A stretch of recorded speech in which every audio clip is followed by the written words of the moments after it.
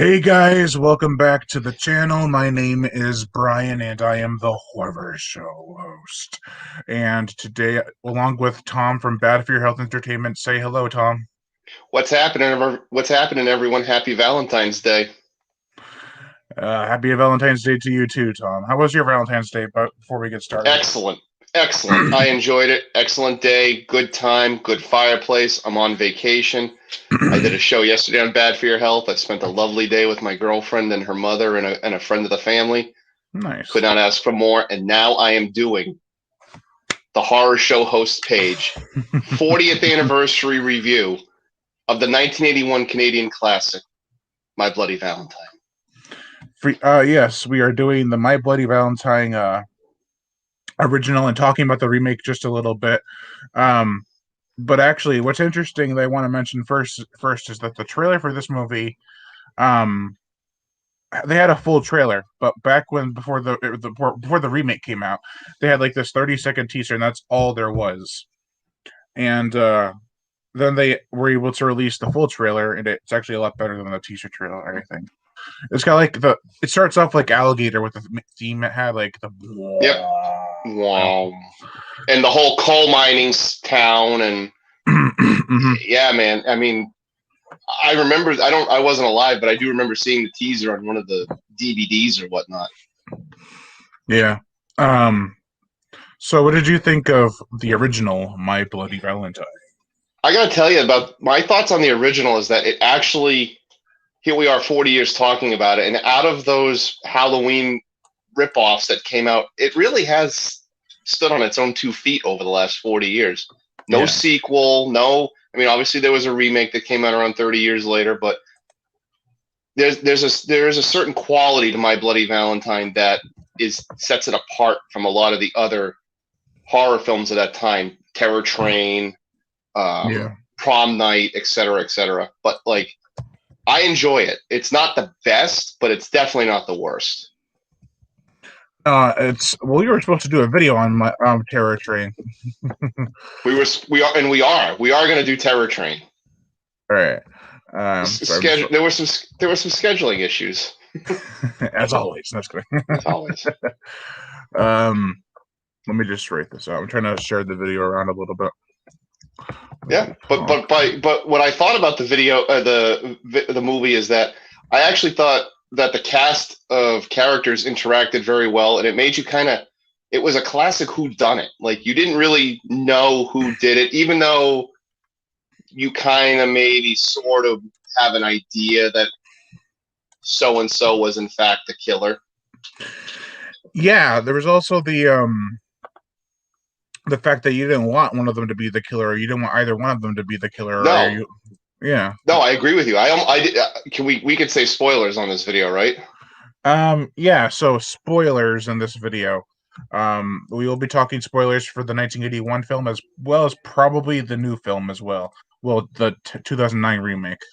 Yeah. I didn't want Axel to be the killer. Axel was a douche, but like, you were kind of hoping he'd come through in the clutch and have it just sort of be either his father or an unnamed assailant. Yeah, same with the remake, which I did like the fact that so it was like kind of reversed. It wasn't like the characters you were expecting. It wasn't like a total aha moment. There was no aha moment. Yeah, or there wasn't any oh, this is just the same as the original beat for beat now. Oh no, they switched it up quite a bit. They did. But so the original, I feel, is just a classy movie. One of those classy slashers, kind of like Terror Train, or it feels like they're hating out at a place where most kids probably wouldn't. Yeah. Like on a train or in a mine, or even what's another one? A hospital and Halloween 2.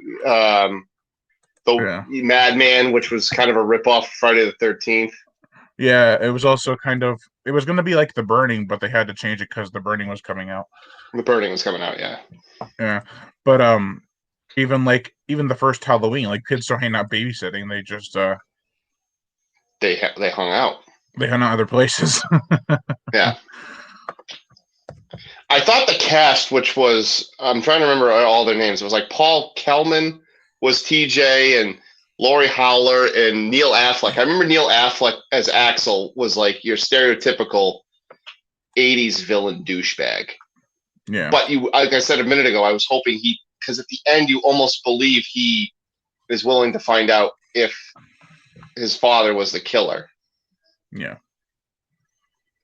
I don't know. It's just the remake. It's very you like it for what it is because it's classy. It's full of that stuff that makes Valentine's Day what it is. It's sappy. It's romantic. Yeah. But it's also very cheesy. Oh, it's the remake? No, the original. Oh, the original's got the '80s cheese sprinkled all over it. Yeah, the early '80s cheese. Even Early '80s '70s cheese. carried over to the '80s cheese. Exactly. The remake. The only thing I can think of that's really cheesy is the 3D gimmick. Oh, that was so bad. The gimmick, really the 3D and the poster is even bad. Where it's got the it's like a transitioning. Yeah. I will say that with 3D, I'd rather have it be a gimmick than a viewing experience because you can make a movie look like an immersive experience without 3D. But if it's 3D, just make it a gimmick. And but it depends on how you utilize it. And My Bloody Valentine 3D was okay in parts, but I didn't see it in 3D, so I can't really speak for it. But from what I saw, you did. I did. I saw opening weekend 2009 with an ex-girlfriend because she was big into slasher films at the time, and was it red? I was a fan. There were some scenes that were like cool, but it wasn't like some of the movies that use it where like there's snow and you can almost see it out here in your peripheral vision. No, this just kind of had the gimmicks of, not like Friday the 13th Part 3 where the weapon comes at you. It was just sort of there. Was it red and blue 3D glasses or was it black with the sunglasses? I don't remember. I honestly don't remember. It was Valentine's Day 2009. I remember I saw Piranha 3D. I think that was my first 3D movie. There was a horror movie in theaters, and we had the sunglasses. So maybe it was. That's pretty cool. Yeah. Boobies in 3D. That was just, I never saw Piranha 3D, but I heard that's what it was just all. Yeah. TNA and 3D. And blood. Lots of blood. Oh, we can't forget the puke. Yeah.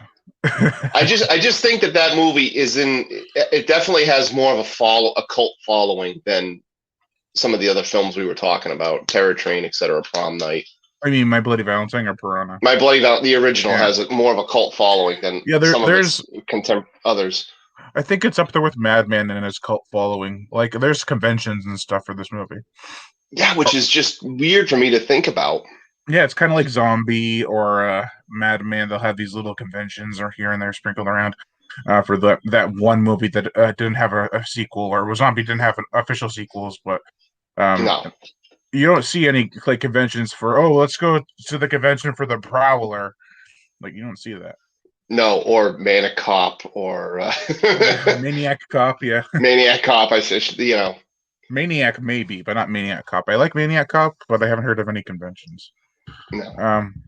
Maybe for the Blu-ray release, but so it's also like Silent Night, Deadly Night in that regard because they had a huge convention for when it was being released on DVD or Blu-ray. And that was pretty cool. I don't remember that. I've only seen that picture once. Yeah, I think Robert Rodriguez and Quentin Tarantino held a convention, and they actually reenacted the kid and the grandfather scene, which is pretty cool. But I wonder if they would react the same way if they were in the scene where TJ and the girl are on the beach just talking all romantically. I'm sorry. I'm so damn sorry. Well, they were Canadian. I mean, it was by the Canadian Film Government Party there in Canada. Yeah. He tells her he's sorry. It's one of the hammiest scenes in the movie because it's what she wanted. Because earlier in the film, she mentions that I just wish he would say sorry, and then he does. I'm sorry. And yeah. What do you think? What do you think is why this film has its legacy? Is it because it never had a sequel? I think it's because it just has a better story, better characters. It does. It's got good characters, relatable characters. Yeah, they're all having fun. And even when I mentioned this on my video for My Bloody Valentine last year with reanimator reviews. You should really check that out. I'll probably leave a link to it up somewhere in the description. There's a scene where one of the characters, he's a very side minor character. He Hmm. dies. Like throughout the movie, you see him talking to this girl, and then when he dies, he turns and screams her head off, like, "Oh no, my lover's dead." And you don't really you don't really notice it unless you watch the movie a couple times. Like, oh, I feel so bad for that girl, or I feel bad for that guy. And then the guy with the shorter girlfriend, uh, when he sees her body, his face is just like, what the hell? Oh, Hollis's character. No, no, no. Um, the girl in the shower. Oh yeah, when the two that broke away from the party. Yeah, yeah. Yeah, It's like yeah, you feel so bad for the characters who lose loved ones. It's like it's very different in that regard because usually in slasher movies they'd both be picked off, but then the one lover survives, the other one dies, and I think yeah. it's what hits. I think that hits harder than if just both of them die. I buy that. Yeah, it's very effective in that regard. Trying to Well, I mean, the excuse me. movie did all right at the box office. I mean, Yeah, I mean, what it makes it's had a okay. well reception. It had a decent reception. Yeah, not from critics, but like from fans. Critics have always chewed apart slasher films. Yeah, especially ever since the '80s, because in the '70s they praised Halloween, Yep. but then ever since then they noticed that it was just trends they There were were taking off there of. were a What few ones that they gave decent reviews to, but more like a couple. few and far, definitely few and far between. Yeah. Um. Didn't they tease doing a sequel though at one point, like For 20 years on, where you'd find out where TJ and Sarah went? no, they teased I a sequel remember to the reading remake. that. I could have sworn I remember reading somewhere they talked about doing a sequel to the original, like a 20 years later. But then there was talk of the remake, and then it just got canceled. Oh, maybe. I remember there was talks of a sequel where, I do remember the talks for the sequel for the remake because the yeah, remake, despite all its flaws, did okay at the box office. yeah, Like, it made over 100 million, like yeah, barely over, but which at the time, yeah, but at the time that was still a big number for a slasher film. yeah. Um, I think the sequel was going to have Axel and well, all the three main characters come back. Axel and what's his name? Tom. I'm pretty sure. Tom, I think it was Tom in the remake or TJ. I know it was No, kind of. TJ's in the original, so I think it's Tom. So it Yeah. was just yeah. I think it was Tom and Sarah. Ironically, that's what my girlfriend's name was at the time. Yeah. Tom and well, it's not really spoilers because the movie never happened, but in the script, Tom kills Sarah in the opening scene, and he's like, "Oh my god, what have I done?" Then he's locked up in a mental institution, and when he gets let out, Axel gets all crazy and vengeful, which would have been pretty cool for a sequel. It would have been different. It would have been different, yeah, but it would like a revenge thriller with Yeah, but slasher elements. I mean, what stopped it? Why didn't My Bloody Valentine 3D Part Two? Why didn't it happen? Was it cast? Because Jensen Drive Ackles, Angry who plays happened. the Drive Uh, Angry.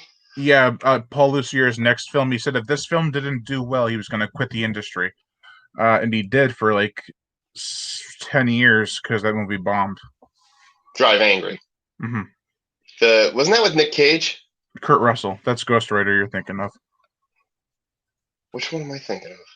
The one with Kurt Russell and not Katrina Bowden, Amber Heard. Okay, yeah. I know what you're talking about.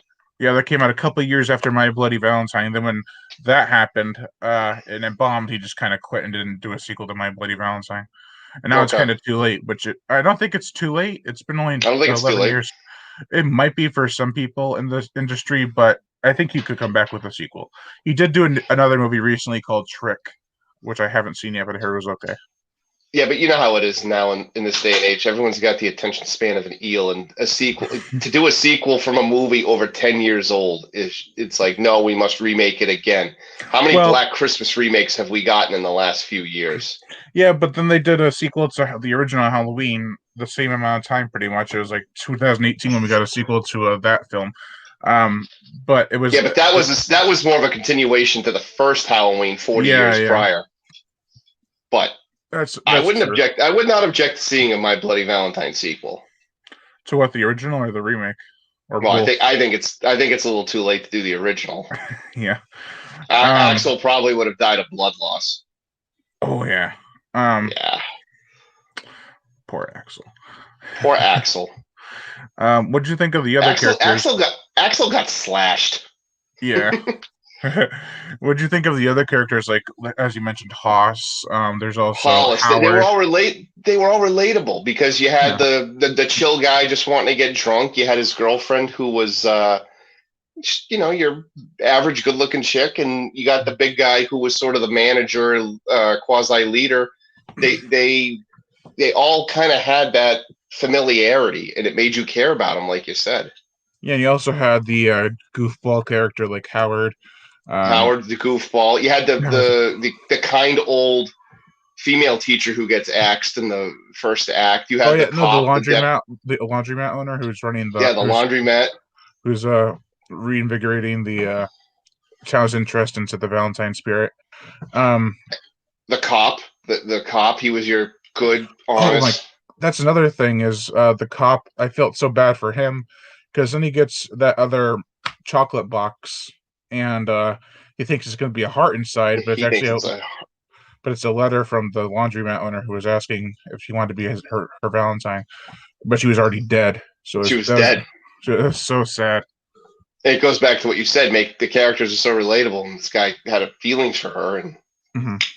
he had to go on.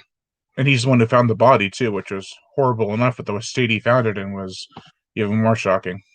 It's It's a sad slasher for the whole it lovey-dovey is a holiday sad season. slasher. It's up there with Terror Train in regards to its sad slashing motives. Yeah. Well, I mean, Terror Train has been done since Prom Night and Terror Train and Slaughter High. They all kind of have that revenge-seeking student. Yep, Uh, always the revenge-seeking student. But yeah. this was just It was just a, some a guy who was you working know on what the line. the funny thing about My Bloody Valentine is you really don't find out the true motivations until like the last 15 seconds of the movie. And it's all flashbacks. Like he was just a It's little all kid. flashbacks. He It's was a all little flashback. yeah, for like 15 seconds. It's like just Yeah, literally just him watching his father get killed by Harry Warden. Yeah, him sucking yeah. his yeah, that was And good. then the creepy nursery rhyme at the end. I love that song. I was actually Yeah. playing it while making the thumbnail for this video. Which, if you notice on the thumbnail, it was so rushed that I forgot to put 40th. So I wrote th up the top because I couldn't go back and re-edit it in. So did you see for the original? Did you see the cut version before you saw the uncut version, or have you not seen the I uncut saw the version? uncut. I saw the uncut version because I bought the collector's edition DVD at the time. I didn't buy the Blu-ray. I don't think I've ever owned the Blu-ray. That's it. Is that the Yeah, Blu-ray? I have the DVD, which I used to have, and then I got all scratched up, so I had to buy a new one. But by that time, it was out of print, so I bought it again, and then they announced this, and I was like, Now, is "Fudge!" that's the one Shout did, right? That's got all the Yep. interviews and everything with Neil Affleck, etc. Yeah. Is it totally worth it? I think it's worth it, even if just for the fact that the transfer is a lot better. Like when they had released the 2009 version on DVD with the Yep. uncut footage, it was so rough, and you could It was totally tell. grainy. It was Very grainy grainy. and But yeah. they took out the grain, they fixed the colorization. It looks a lot better. That's Shout that did that, or Scream, whatever you Scream, want to yeah, call them. Scream did it. it's the Yeah. same thing. But Yeah. yeah, they cleaned it up nicely, and I'm very happy about that because I was a little hesitant rebuying the movie, but then when I saw some of the video of them, what they did to transfer it, it was like, okay, I'll double dip. New bonus features. Uh, New 4K scan. Oh, it doesn't say anything about interviews. It just says new 4K scans. You know what that might be is the Steelbook they released recently that has That the was the one interview. that came out this year, the Steelbook, like with the miner's face on it. Yeah, that might have the interview. This one I don't think does. Are you gonna get it? Probably not. I don't have any of the other Scream Factory Steelbooks. I had the Fog, but that got kind of dented, so I was like, never mind. I already have the You know, Fog. with the Fog, and this will be, I know it's off topic, but I bought the Fog as part of a double feature that they had with the Howling. I saw that. I saw I that they bought had it for that. like the $5 or whatever. It's just the film, no bonus features, nothing. But Stripped of all that, but just have the same transfer. Do you know? it looked pretty good. I don't know if it was the same transfer, but it looked pretty good. Yeah, with that film, The Howling, you can tell there's a lot of moisture in the camera, or Yep. it's very foggy. Yeah, it's a But very foggy movie. yeah, but with My Bloody Valentine, it's a very crisp movie. It's nicely shot. Oh, it looks great. The DP and they just had a good eye. It was crisp, clean, and I'm glad you said if it's a 4K transfer, even I think it's 2K would have been a 2K. hell of an improvement. Oh no, it's 4K. 2K or 4K, man, it would have been hell of an improvement. I like the fact that they didn't just stick to a mine. Like it could have been just a slasher movie that takes place just in the mine, but they have this little dining hall, and then they go off to talk, and they're at the beach, and they're in the Yeah, town. It's not like it's all just confined into a mine, which they did for the that's the remake one too. thing. Yeah, well, there's scenes in the remake that are in the woods, and yeah, it's Yeah. all over the town of what the hell was the town's name? Was Valentine's Bluff or whatever? No, that's the original. The new one is Hope, I think. No, Hope. the Valentine's Day Mask. I think it was Hope or something. Um, I don't know. Uh, I honestly don't remember. But Mm. and I just watched it like I don't know a couple hours ago. I haven't seen the remake probably since the day I saw it in theaters. I never bought it on DVD or anything like that. It's got some good stuff in it. Some of the kills are nasty. I got to give them props for that because when this movie came out, the DTV market was making all these nasty slashers. So when they Yep. released this one, big budget in theaters, and it was all graphic. One thing I've always noticed about that film is that the MPAA usually when they rate something, it's only like they'll say they'll have like strong bloody violence, graphic nudity. This one had strong graphic violence and graphic nudity. I was like, why'd you say that twice? Yeah. Yeah. It's kind of awkward. I've never seen that before or after. I usually do check the MPA ratings every week to see what's been rated because I don't know, I like looking into that stuff. You like Um, looking at what they cited for the films? yeah, if not necessarily to make it seem like if it's worth it or not, but just to see what I'm getting into. But going back to the original, and you said the uncut version, they only it was like 3 minutes, right, of footage. Yeah, I think there's a Yeah, little something bit like more that. missing. Yeah. Because the director, there's a quick introduction by the director at the beginning of the movie, and he says is close to how he wanted it to be seen. So there's something else out there. There's something else out there. I don't think the movie's that graphic. It's graphic for the time for sure. It's graphic for its time. It would not get a PG-13 rating today, but it would No, definitely. no, it'd definitely be a It's not light a R. hard R. Yeah, Cool. definitely a light R. Yeah, there are a couple of kills that are pretty shocking, like the pickaxe through the chin out the eye, which was really nice. Yep. And Axel getting his hand cut off at the end. Yeah, that was cut a It was little bit. cut bad. Oh, it was? In the I original, I think one of them it's cut like you don't even know he got his arm cut off. He just kind of like runs away and you see him kind of. She's gonna pull back with his arm. No, I don't. I don't think that's what happened. But if it did, stand me. I'll stand corrected. But That's really weak. it's weak. It's weak. um, there are certain things I also like about this movie, kind of like the soundtrack. It's not your typical slasher soundtrack. There's a lot of not whimsical, but like sweeping romantic themes, which are very nice. Um, Especially in the TJ and Sarah scenes. oh yeah, that's actually how the Waxwork record vinyl starts. I don't have it, but I downloaded it off of YouTube. No, did I download it? I don't remember. Um, video got taken down. Brian, you're demonetized. You downloaded something off of YouTube. How dare you? But I think that's how it starts. Is the love theme, which is Yeah. fitting because it's My Bloody Valentine. Um, I don't know. It's a really weird soundtrack in terms of consistency. It keeps on Yeah. changing its It themes, jumps its around. It tones. jumps around. It might be just because I was listening to the vinyl, but watching the movie, you can kind of tell it's just going with emotions and it's changing its tones according to the scene, which you should do. But it changes from like kind of quiet music to like this lush, beautiful music all of a sudden. Um, Now with My Bloody Valentine, that started Halloween obviously came first, but then the seasonal themed holiday horror movies. Oh yeah. April Fool's Day, I think, came out that year. No, 86. I thought. I'm sorry, so 86. New Year's Evil had already come out, right? Yeah, I think that was before this movie.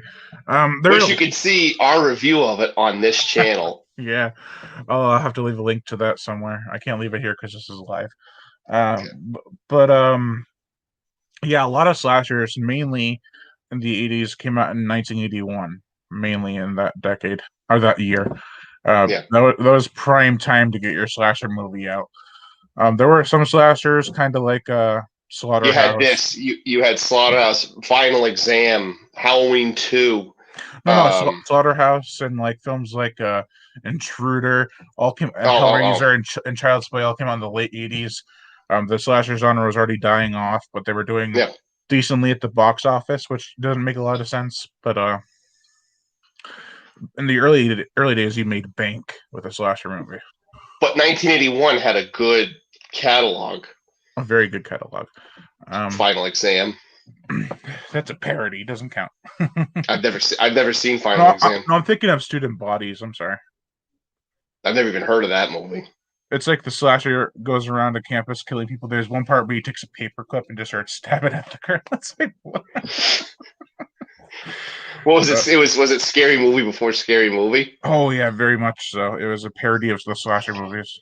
I am going to write that down and put that on my notes. Student Bodies. That was weird. My light just turned on and off. That was really weird. Huh. Out Demon. What is it? Out Demon. What's that? Yeah, it's just your paranormal activity in your office. Oh, Out Demon. Out Demon. The power of light compels you. Yeah, no kidding. Overall, Brian, give me a rating out of 4 stars. Where would you put My Bloody Valentine, the original? Well, I have to do math then because I usually do 5 stars. do 5. I'm sorry. Do That's 5. right. This is your show, man. I'm just asking.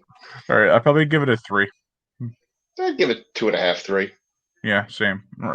I was actually tempted to recently go 2.75 on a certain movie. I was like tossing and turning while writing my notes. I was like, what the hell am I going to rate this? 2.5 or a 3? And I was like, fine, 2.75. Then the next day, I'm like, no, I'm not going to break my rating system just for this movie. So. Well, I don't really have a system, so I'll say 2.75. Bastard. if I'll do 4 stars. Oh no, you know what? My scale 1 to 10, 5.5. There you go. It's not perfect, but it's not bad. I'd recommend it to anybody who likes slasher films who hasn't seen it. What would you give the remake from memory? Yeah, like a 4. Because, like you said, they were maybe 4.5, maybe 5 tops, but like, yeah, 2 or 2.5 for me, really. I'm being nice. I know that it's just I couldn't take him seriously as a lead because I knew too many people that loved Supernatural, which just ended now. Yeah, the couple of people I did that Corpse Buddies episode with, they loved Supernatural, but I'm like, just because he was in the movie doesn't make the movie good. Exactly. That's like saying you added a porn star to your horror movie. Now the horror movie is really good. Yeah, the only one in the remake I remember liking was Tom Atkins. Yeah, and he wasn't in it that. I think he wasn't in it that long. But when I remember seeing the great Tom Atkins, I was just sort of like, all right, there's a level of horror credibility in here. Yeah, there was nice callbacks to the first film too, where like the laundry and there was a few others. I liked it though. I like that they didn't just ignore the original; they actually followed the same story and setup. Out of all the horror remakes that came out around that time, My Bloody Valentine 3D is not the worst one. That one goes to Nightmare on Elm Street and Halloween. No, I don't mind either one of those. I hated the Freddy remake. I don't mind it. I don't love it. I don't like it. I just don't mind it as many other people don't. I would probably have to say like the PG-13 slashers, like Prom Night, When a Stranger Calls, those slasher films from like the mid to late 2000s. It was like, oh, let's make a PG-13 slasher film, which is a remake of an R-rated older film. Black Christmas got a PG-13 remake. I was just like, what? No, that was recently. The other one was rated R, which was Was actually rated R? Was rated R? I haven't seen oh that movie yeah, since it came out. that was 2006. That was a bloody movie. 2006. 2006. I remember that. I haven't seen that movie since it came out. That was a very bloody movie. I used to love watching that movie. It's so odd and out there, though. I think if they were to do another My Bloody Valentine, just do a sequel to the remake. Like, if you remake it again, it's going to be like a feminist. Oh, we're just strong, empowered woman trying to fight off the dangerous man trying to seek my heart. I just think I agree with you. Do a sequel. I wouldn't remake it again because it would fall into that Black Christmas 2018 or 19 category. It would just be like an unnecessary remake. Yeah. Don't make a movie just for the sake of making a movie and trying to make money. Let's tell that to Black Christmas. Yeah, no kidding. No Oh, kidding. Man. It annoyed me that some people actually really, really love that movie just for its message. I was like, oh my god! What's next? What's next for the horror show host? I'm gonna finish up Fishy February, but the thing is, I'm not gonna be able to get it done before Cannibal Week. So what I'm gonna do is gonna review as many as I can before Cannibal Week. But then when the Cannibal Week is over later in February, I'm gonna continue Fishy February until February ends. Very good. What's the next Bad for Your Health Entertainment horror show host crossover? Leprechaun. I would do Leprechaun. I'm a fan of Leprechaun.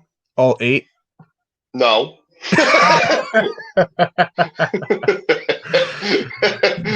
Maybe the first 3, but I like the first one. I kind of tuned out after he went to space, and I've been meaning to watch the quasi remake sequel. Was that on Sci-Fi Channel, or was that? It was actually pretty good. It was sci-fi. It was pretty good. Those sci-fi movies get flack. You tell me it was good. Is it worth a $5 purchase? Oh yeah, for sure. The effects. Then I'll write it down. Really I'm all in. The effects are worth it alone. There's some good kills. I'm still saying this. I'll say this till I'm blue in the face. We need Leprechaun and Chucky to go at it just once before we die. Or Leprechaun versus Wishmaster. I'll buy that. Mm-hmm. For $1. Yeah, I'll buy that for $1. No, Wishmaster. I only saw the first one. I've seen all 4. They're varying degrees of sucky. Yeah, I was not a fan of the first one. I've seen it, but it is what it is. The first and second are kind of like on a par, but the third and fourth. Oh boy, that was Bruce Payne, right? No, Andrew Devoff. Andrew Devoff, yeah. Yeah, that was not that good effects. It was 90s gore, which I always keep on thinking, like, whenever I see a 90s movie with gore, it's like, that blood is so thick. It's too thick, but I love it. I know. It's like chunks of meat in the paint. It's like, ugh. Excellent. 90s horror. There was nothing like 90s horror. It's because it was the 90s. And then the 90s ended. Thank God. Yes. Oh man, I watched a review from Rageaholic. He's a YouTuber. Yep. And he's talking about, I know of him, yeah. Of him, yeah. I mean, he was talking about, like, oh, the 60s had the spaghetti westerns, the 80s had those awesome 80s action movies, and the 90s had, and then it cuts to Independence Day with Will Smith punching the alien. It's like, welcome to Earth. And then he's like, so about those 80s action movies. I love it. Oh man, I love the 80s more. But I hate how people are trying to revive it with movies. Like, if you want to make an 80s movie now, you need a VHS camcorder, at least. You can't just have it all digital and put digital sprockets and flickers, and it just doesn't work. A simpler time. A more challenging to make a movie time, but it's simple. Tell that to my buddy Dan Poole. He made the Spider-Man movie on a $400 budget in the streets of Baltimore circa 1991, 1992. Today, anyone can go do that. Yeah, tell that to Todd Sheets. He made, like, I don't know, 50 movies in the 80s and 90s. Tons of gore in those movies. Those are great movies. Not great, but they're terrible, but they're fun to watch. Well, this has definitely been a good review, Brian. I feel it's been very productive. This was a very productive. Happy Valentine's Day. I'm YouTube. glad you asked me to do this, and I am going to look forward to Leprechaun. Are we going to do the first one, or do we pick one of the godforsaken sequels? Tell you what, how about we do the first one and then the newer sequel to the first one? Got it. I'm in. Okay. All right. All right, so we'll end it here. We'll end it here, man. If I just check out Bad for Your Health Entertainment's Facebook page, I'm gonna make a little announcement right now. I'm making the jump to YouTube. Oh yes, I was actually going to ask you about that after because I put your Facebook link in the description below. Excellent. And I Thank was you. like, does he have a YouTube yet? I don't think he. We're gonna have a YouTube page. Nice. It's coming probably March or April because I'm gonna still work out some of the details about what direction Bad for Your Health is gonna go. And you're totally going to use my awesome thumbnail. Absolutely. For this, I'll share it. I'm gonna share this. I always share our work. Oh my god, that was so funny. You're like, I look like Beavis or Butthead. Like, oh yeah, what one was that? What one was that? Oh, that was the logo I was gonna make. The logo you sent, the logo you sent me, Drew. I'm like, I kind of look like Butthead, and you're like, that's not you. I'm like, wow, it still looks like Butthead though. It does, but I thought I don't know. I actually was trying to draw one of us, and it kind of came out to this amalgamation of us and Beavis or Butthead. Well, I still think the best one you did with the both of us was the New Year's Evil episode. Yeah, that took a while. Out of all the things you and I have done, and we've known each other. Granted, we've never been in the same room. We've known each other through our Facebook we live pages. Like what, 5 minutes away from each other. Yeah, that's the best part about it. We live like 5 minutes away from each other. I still think the funnest night or show we've ever done was the New Year's Evil. That was the best. I loved Alligator People, but New Year's Evil was that has a special place in my heart now because I never saw it. What was that guy's name you kept on shouting? I forgot. Jerry. I put it in there, like in the clips section of the video. Jerry. Jerry, baby. Oh man, I actually really liked the Alligator People. I was very surprised afterwards. I was like, that was actually better than I thought it'd be. It was actually like it was better than I thought. It was well written for its time. But I love the flashback within a flashback. One thing that was a really big letdown was you didn't see the titular alligator person until the end. The titular alligator. The titular character, as I said that night after a 10-hour workday. It was very titillating. We got to do another one of those. We'll do another one of those in the future. We'll do that on the Bad for Your Health channel. Yeah, I have to upload one more that I did with another friend. Stay tuned. It's for Abominable with my friend from Creature Movie Reviews, Brad. We had a blast doing that one. It was I wish I was with you on Humanoids of the Deep because I've only seen that movie once and I've always wanted to see that again. Oh man, that's a really crazy flick. That movie is messed up. Yeah, I didn't do a live reaction of that movie. I recorded my review and stuff. I don't know if I can show certain. I can't show certain scenes of that movie on here. Oh man, there's so much nudity in that movie. I know, Brian. I got a proposal for a episode you and I will do off camera to commemorate another 40th anniversary. Friday the 13th Part 2. Well, that's going to happen. That is going to be destined to be. That's destined to happen. We got a few months to plan this out. This one's going to happen. This is going to be when we hit the road. Yeah, I have a video to do for that too.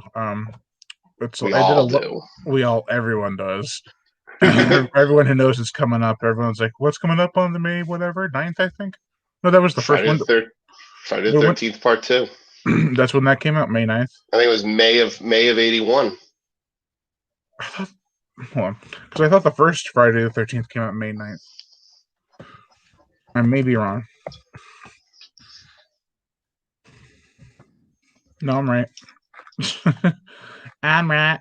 You're wrong. We got 3 months. We got 3 months to prepare for the biggest episode. It came out April 30th, 1981. Same thing. So it's only 10 days difference. 10 days difference. We're a few days off on this one. Yeah. Well, yeah. This movie came out actually originally February 11th, 1981. Yeah. Was that a Friday? No, I wasn't alive. So, I don't remember the days. I don't know if I can actually look it up. Let me see. Just type in February 11th, 1981. Shut up. I was trying to It use should my come. calendar. The Gregorian calendar should pop up. You know what did was Friday 13th Part 2. April 30th. Wait, what am I doing? February? Oh no, Jesus Christ, Brian.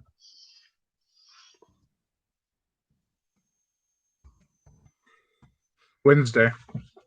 Hmm. Huh, so it could have been like a day closer to Valentine's Day on the Friday, but they chose to bring it out on Wednesday. Just to try to get extra numbers, probably for that holiday weekend. Yeah. Yeah. All right. Well, I'm probably gonna end the stream here. I'm getting tired. I Well, got work Brian, in the it's morning. been fun. It's been real, and it's been real fun. Always a pleasure talking movies with you. I love it. I'll share it on Bad for Your Health's page.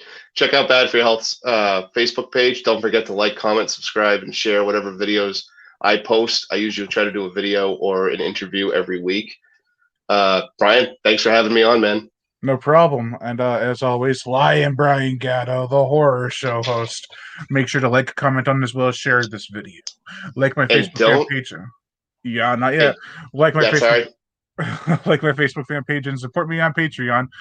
The $1 a month will even help to keep this channel going on strong, and I greatly appreciate it. Plus, you get access to body counts and other music videos that you can't get on YouTube because of copyright and age restriction. Also, hit that notification bell to be notified every time I make a video. And as always, Don't forget to subscribe.